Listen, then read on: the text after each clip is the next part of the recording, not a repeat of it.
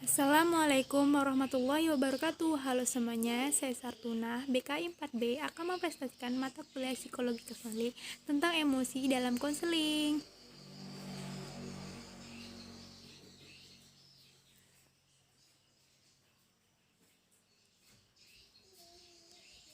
Pengertian emosi. Emosi merupakan warna efektif yang menyertai setiap perilaku individu yang berupa perasaan-perasaan tertentu yang dialami pada saat menghadapi situasi tertentu.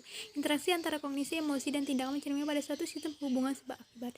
Emosi dasar sangat diperlukan oleh individu untuk memperoleh kelestarian hidup karena emosi terhadap kestabilan hidup. Emosi yang sering kita jumpai dalam konseling adalah 4 emosi dasar, yaitu sakit hati, takut, marah, rasa bersalah.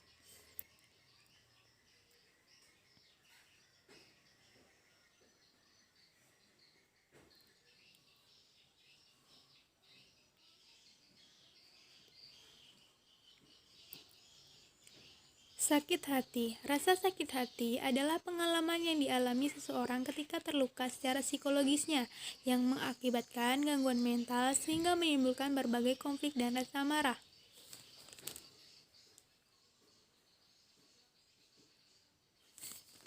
Ada 3 cara yang menyebabkan seseorang merasa sakit hati atau terluka hatinya, yaitu dalam interaksi kehidupan normal sehari-hari, melainkan ungkapan verbal, tindakan, kegagalan, atau ucapan yang dirasakan menyakitkan.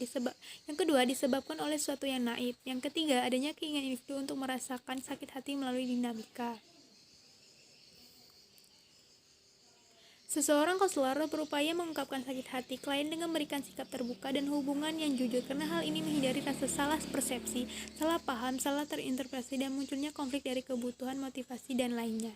Jalan terbaik adalah konselor harus menunjukkan bahwa perasaan sakit hati itu untuk kebaikan si klien. Takut. Rasa takut timbul dari antisipasi terhadap ancaman fisik atau psikologis spesifik. Ancaman psikologis merupakan sumber utama timbulnya rasa takut yang dibawa pada umumnya oleh klien ke dalam konseling. Takut sama seperti halnya sakit hati. Banyak klien mengungkapkan rasa takut dengan menggunakan kata-kata tertentu seperti tegang, cemas, khawatir, gugup, dan sebagainya.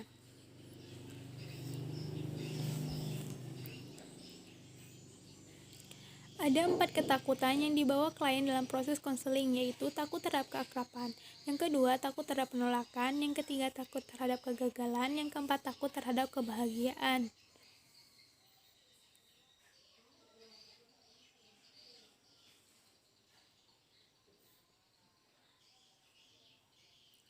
Marah. Banyak orang yang telah diajarkan bahwa marah itu merupakan suatu emosi negatif sehingga berusaha untuk menghapus atau menghindarinya. Sebagai akibatnya, mereka berusaha menghindari keadaan marah atau menggunakan sebutan sinonim yang dirasakan kurang mengancam seperti kacau, frustasi, kecewa, dan lainnya. Marah disebabkan 2 hal. Yang pertama terjadi saat adanya halangan dalam mencapai pemuasan suatu kebutuhan. Yang kedua terjadi ketika dalam proses pemenuhan kebutuhan mendapat hambatan dari dirinya sendiri.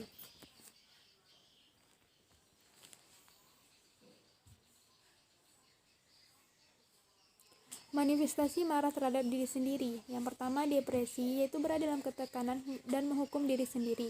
Yang kedua, adiksi, kecanduan terhadap sesuatu seperti alkohol dan lainnya. Yang ketiga, perilaku serampangan, perilaku yang tidak jelas bentuk dan arahnya menimbulkan gangguan baik fisik maupun psikis. Manifestasi marah terhadap orang lain. Moralisme memastikan marah dengan merendahkan orang lain. Stunting down melampiaskan kemarahan dengan menjatuhkan orang lain. Yang ketiga, hostile take, ungkapan marah dalam bentuk sindiran, kritikan yang merusak.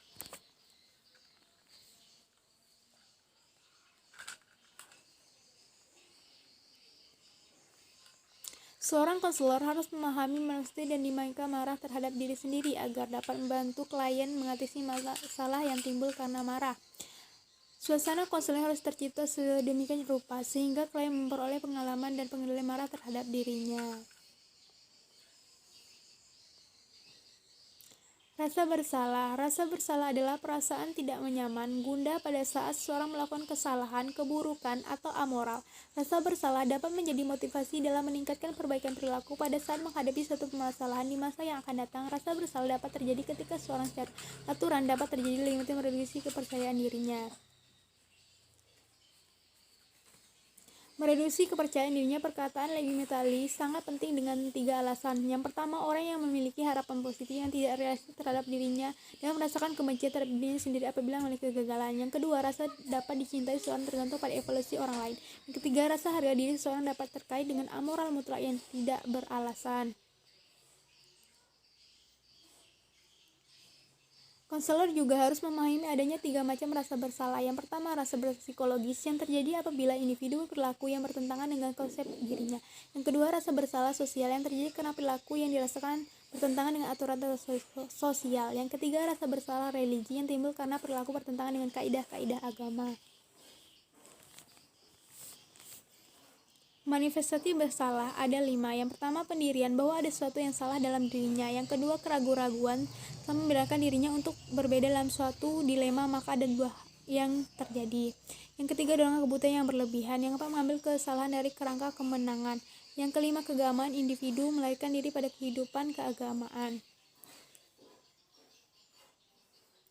Konselor dapat membantu klien untuk mengakui segala kemungkinan dan menciptakan masalah pribadi yang juga berarti menghukum diri sendiri. Dalam kasus ini, rasa bersalah dapat menjadi lebih terbuka sehingga klien dapat memecahkan masalah dan membangun diri sendiri dengan landasan kaidah agama. Konselor dapat membantu klien. Dan sekian dari saya. Wassalamualaikum warahmatullahi wabarakatuh.